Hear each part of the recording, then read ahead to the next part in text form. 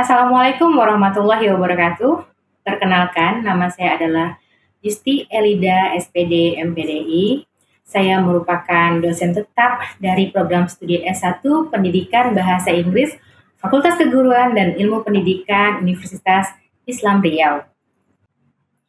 Pada video ini, saya akan memaparkan pelaksanaan pembelajaran pada salah satu mata kuliah yang saya ampuh, yaitu mata kuliah Assessment in Language Teaching, dengan fokus pemaparan pada pertemuan ke-15, sebagaimana tercantum dalam rencana pembelajaran semester atau RPS pada mata kuliah tersebut.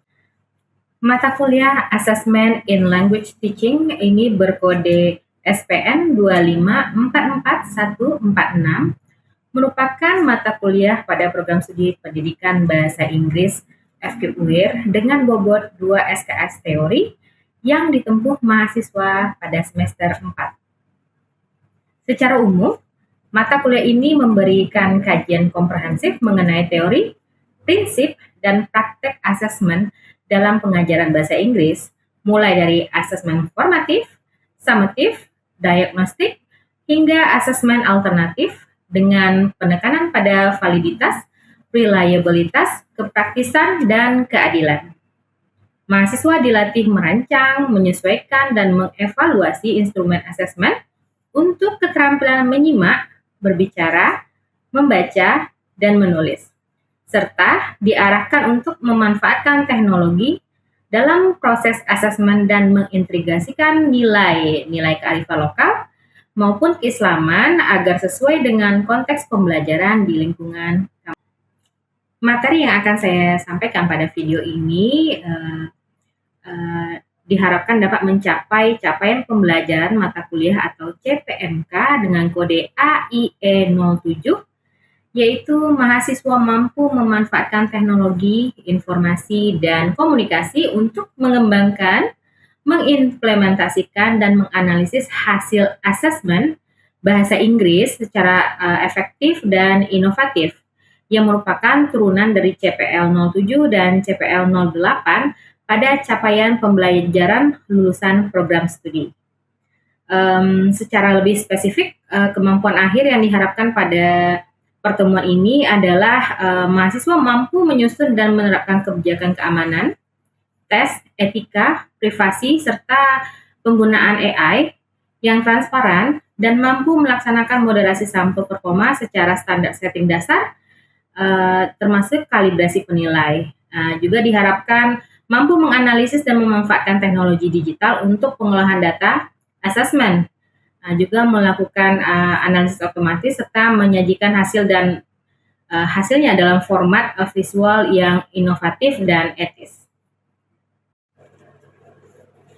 Materi yang dibahas meliputi prinsip keamanan tes, etika, dan privasi peserta didik, kebijakan penggunaan AI yang transparan dalam asesmen, konsep dasar standar setting, pengenalan metode Angov dan bookmark, serta prosedur kalibrasi antar penilai. Rujukan utama yang digunakan adalah Cizek dan Bunch bab 1-3 mengenai standar setting, serta dokumen dari UNESCO tentang AI dan education. Kemudian juga difokuskan pada penerapan metode standar setting pada data real, penyusunan kebijakan akses dan akomodasi bagi peserta didik berkebutuhan khusus, serta pelaporan hasil analisis dan visualisasi data asesmen secara etis dengan tetap memperhatikan privasi peserta didik. Rujukannya juga saya tambahkan pada buku Brown dan Abi Wikrama mengenai etika dan bias dalam standar testing. Saya juga mengintegrasikan pembelajaran pada pertemuan ini dengan nilai dakwah Islamiyah, yaitu penanaman sikap amanah, kejujuran ilmiah dalam pengolahan dan pelaporan data asesmen mahasiswa. Pembelajaran pada pertemuan yang saya akan tampilkan berikut ini, saya melaksanakannya secara tatap muka di kelas. Metode yang saya gunakan salah satunya adalah interactive lecture. Kemudian juga pada akhir perkuliahan saya juga memberikan tugas project based dengan memberikan beberapa soal yang saya letakkan pada portofolio dengan menggunakan Google Drive. Nah, di sana mahasiswa akan melaporkan tugas-tugasnya dan akan saya beri watchback di sana dan mereka juga akan melihat nilainya. Dan kemudian mereka akan memberikan feedback dari hasil revisi yang saya ajukan dan mereka akan mendapatkan nilai lagi sesudah saya lakukan penilaian. Nah, di pada Google Drive tersebut saya juga meminta mereka membuat tugas dari pertemuan 1 sampai pertemuan 14 lengkap dengan rujukan-rujukan tugasnya dan juga nilai-nilainya. Selama pertemuan dalam perkuliahan Assessment in English Language Teaching ini, saya juga menggunakan LMS Learning Management System yang disediakan oleh universitas untuk kami gunakan selama pembelajaran. Nah, salah satu kegunaan dari LMS ini yang disebut cerdas, mahasiswa bisa mengisi presensi selama perkuliahan melalui aplikasi tersebut. Kemudian juga dosen juga bisa mengecek presensi dan juga aktivitas mengajar selama 16 pertemuan dengan menggunakan aplikasi cerdas. Estimasi waktu pertemuan pembelajaran pengajaran tersebut yaitu proses belajarnya 2 kali 50 menit tatap muka, kemudian penugasan terstrukturnya 2 kali 60 menit, dan kegiatan mandiri 2 kali 60 menit. Selama proses pembelajaran, saya membangun interaksi dua arah dengan mahasiswa melalui tanya jawab, juga diskusi, serta pendampingan pada saat mahasiswa mengerjakan tugas, analisis dan visualisasi data secara langsung di kelas. Kemudian mahasiswa saya bagi ke dalam pair untuk mendiskusikan penerapan metode Angov dan Bookmark. Kemudian pada pertemuan berikutnya mereka akan mempresentasikan hasilnya. Jika ada waktu di kelas, saya akan meminta ditampilkan pada pertemuan tersebut. Namun jika tidak, saya akan meminta pada pertemuan berikutnya. Kemudian saya membimbing mahasiswa secara individual maupun kelompok dalam penyusunan dashboard atau laporan visual sederhana dari data assessment, sekaligus memberikan umpan balik langsung atas pekerjaan mereka. Indikator penilaian yang saya gunakan yaitu mahasiswa mampu menjelaskan konsep moderation dan standar, setting, serta membedakan metode Angov dan Bookmark, serta menganalisis prinsip keadilan dan transparansinya. Kemudian mahasiswa diharapkan juga mampu menerapkan metode standar setting pada data real, kemudian menyusun kebijakan akomodasinya, serta menyajikan hasil analisisnya dalam format visual yang informatif. Teknik penilaian yang saya lakukan itu adalah portofolio dengan kriterianya rubrik analitik dengan bobot 15%. Demikian pemaparan yang dapat saya sampaikan mengenai pelaksanaan pembelajaran mata kuliah Assessment in English Language Teaching pada pertemuan 15 yang mencakup deskripsi mata kuliah, capaian pembelajaran, materi, metode pembelajaran, interaksi dengan dosen dan mahasiswa, hingga sistem penilaian sesuai dengan rancangan pembelajaran semester berdasarkan outcome-based evaluation. Kemudian semoga pemaparan saya ini dapat menjadi bukti pelaksanaan tugas pembelajaran saya sebagai dosen program studi pendidikan bahasa Inggris FKIP Universitas Islam Riau. Terima kasih atas perhatiannya dan berikut adalah video pembelajaran pada pertemuan 15. Terima kasih. Assalamualaikum warahmatullahi wabarakatuh.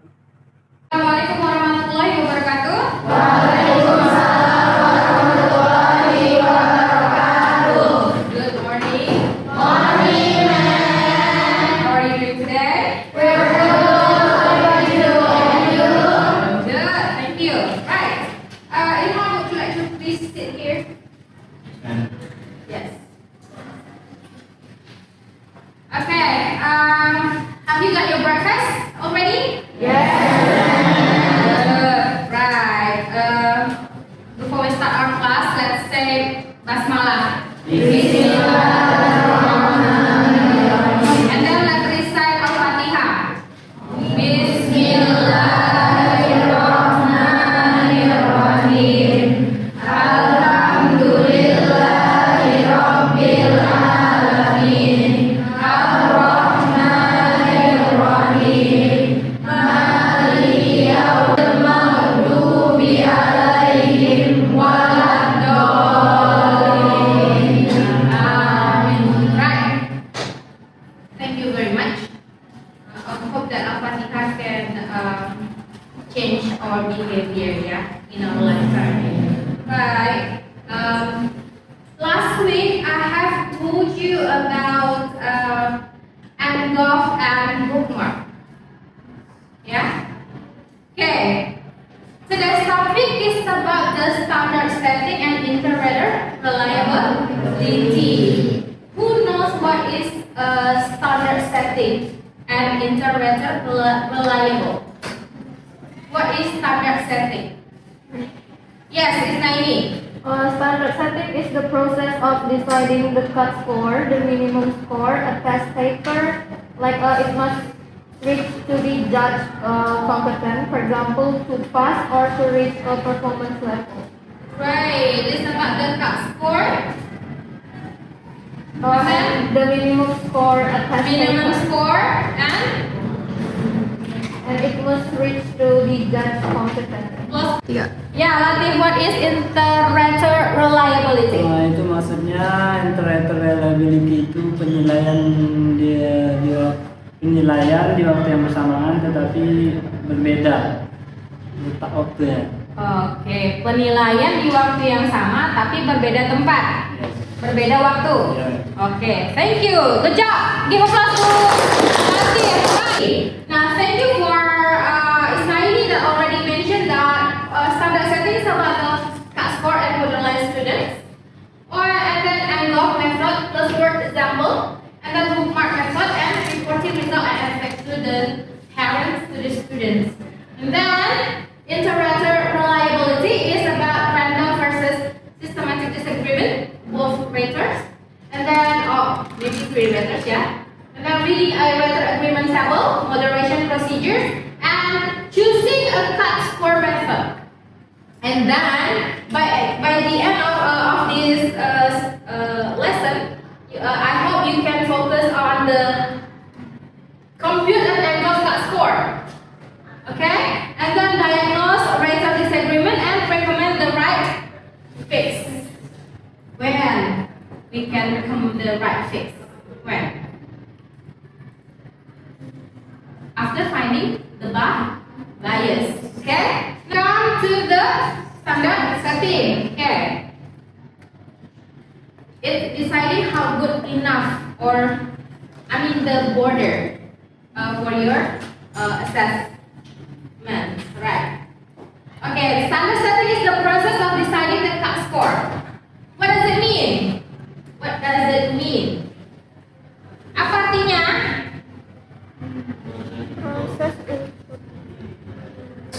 Process of deciding the cut score, the minimum score test taker must reach to be judged competent.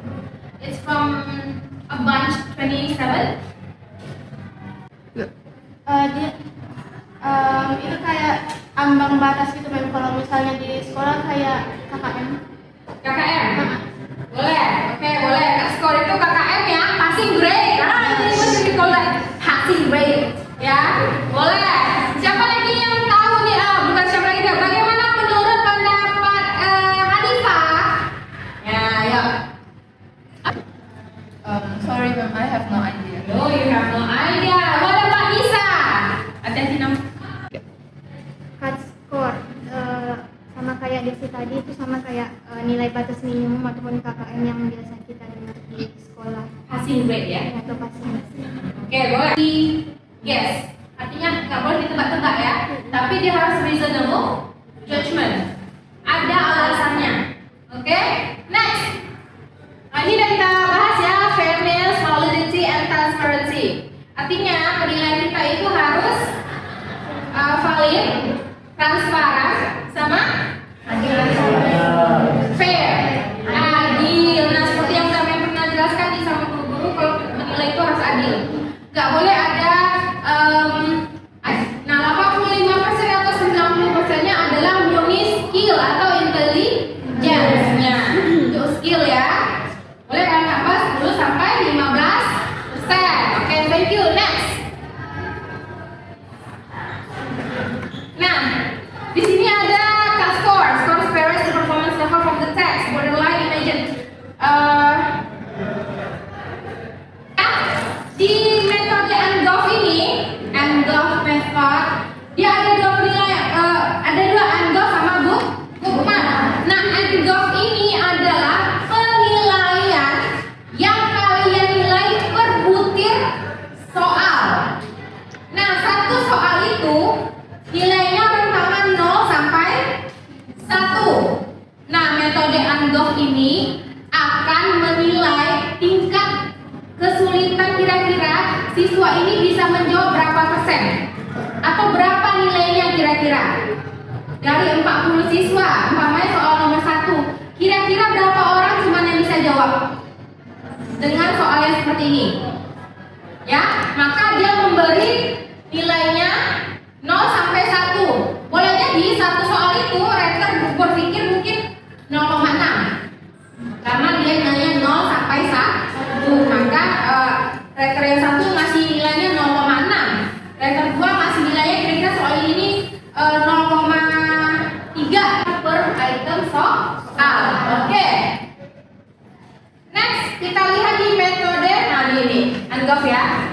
Ada 3 berapa judge di sini? Ada 3 judge. Nah, ini sesuai dengan yang tadi apa deh? Siapa bisa jelaskan? Coba Ian.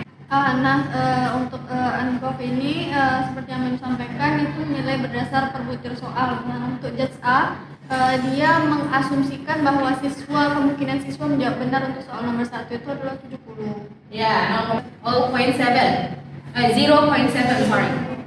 Tengok 0 itu ketika dia sebelum koma dibaca 0, tapi 0 sesudah koma dibaca O. Ya, jadi ini bacanya 0,7. Selanjutnya apa? Dia 1 sampai kreator 3. Nah, itu dirata-ratakan menjadi item average. Nah, ini kira-kira untuk berapa soal nih? Sini. Nah,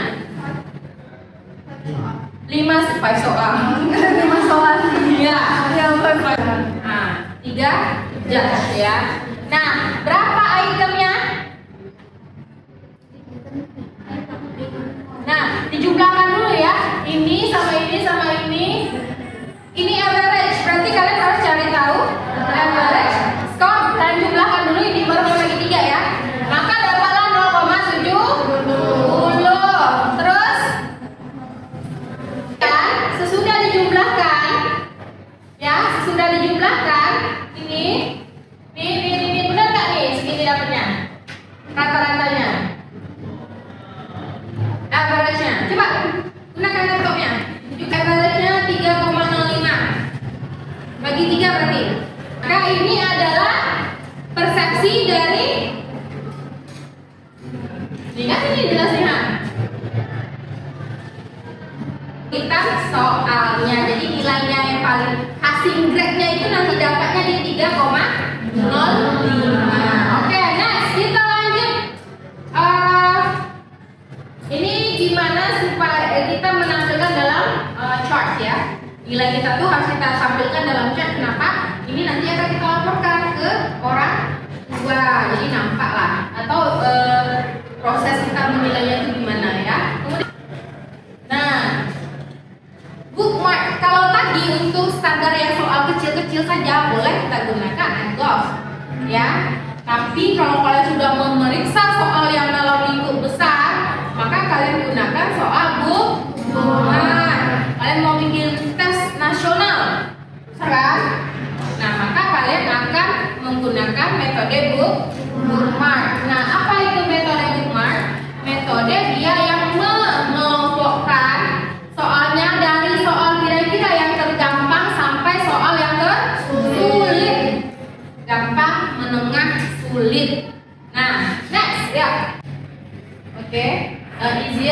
hardest.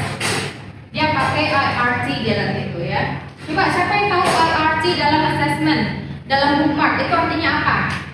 IRT, come on, find on your Google, boleh. Or you can ask your AI. All you have to do ya, ini adalah pengertian dari order from easiest to hardest. Apa maksudnya di sini? Dia diminta menyusun dari soal termudah sampai soal ke sulit. Nah, gimana tuh? Coba. Yang gimana soalnya kira-kira? Yes. Di saat siswa tidak bisa menjawab soal berikutnya. Misalnya kayak nomor 5 tuh paling sedikit yang bisa menjawab, jadi bookmarknya diletak di bawah nomor 5. Boleh. Siapa lagi? Garis sebelah sini agak keimbang ya. Biar tadi sini terus. Hai Kal. Menurut kamu gimana?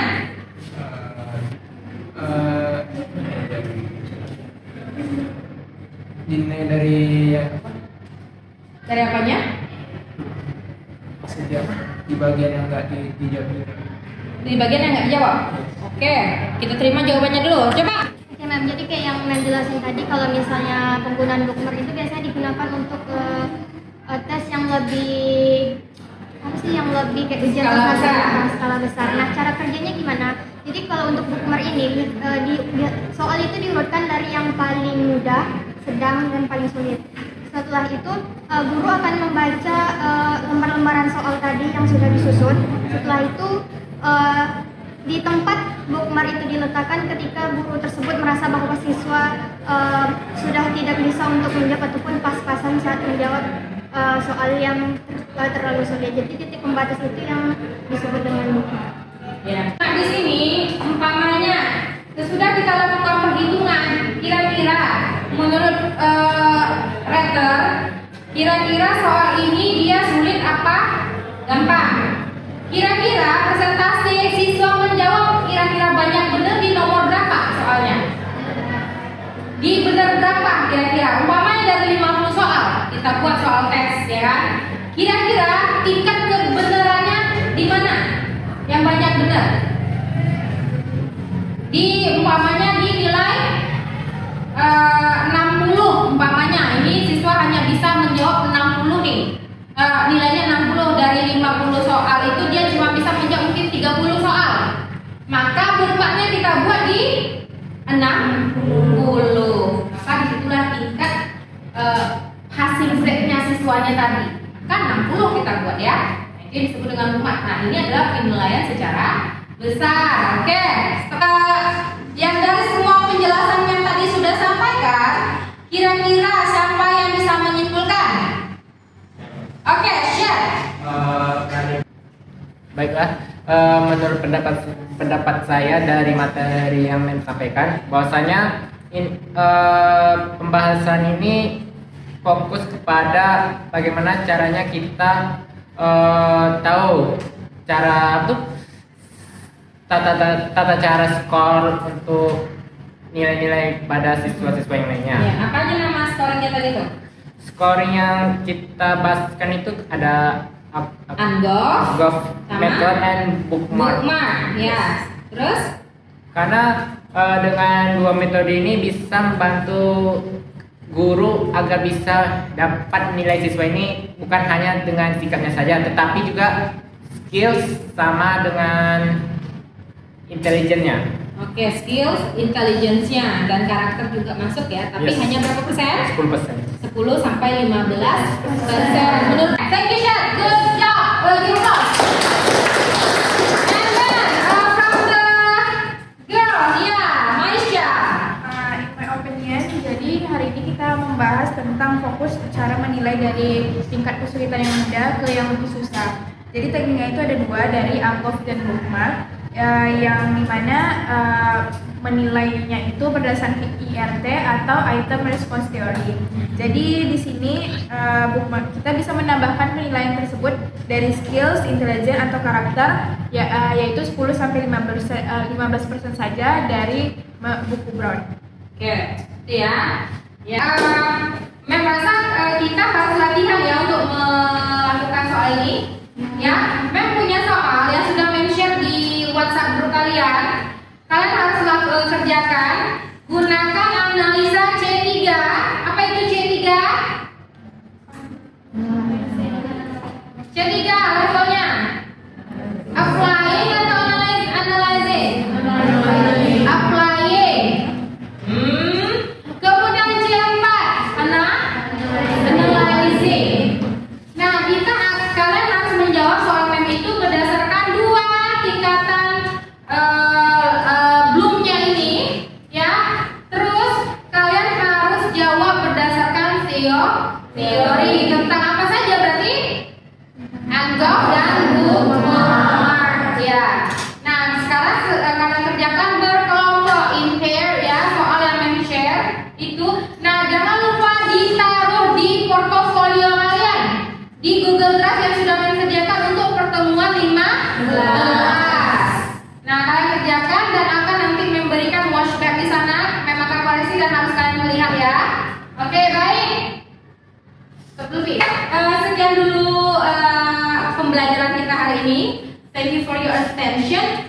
Are you guys happy? Yes. Ngerti yang mem jelaskan? Ngerti. Apa yang kalian mengerti? Anggap dan bookmark. Penting nggak ini?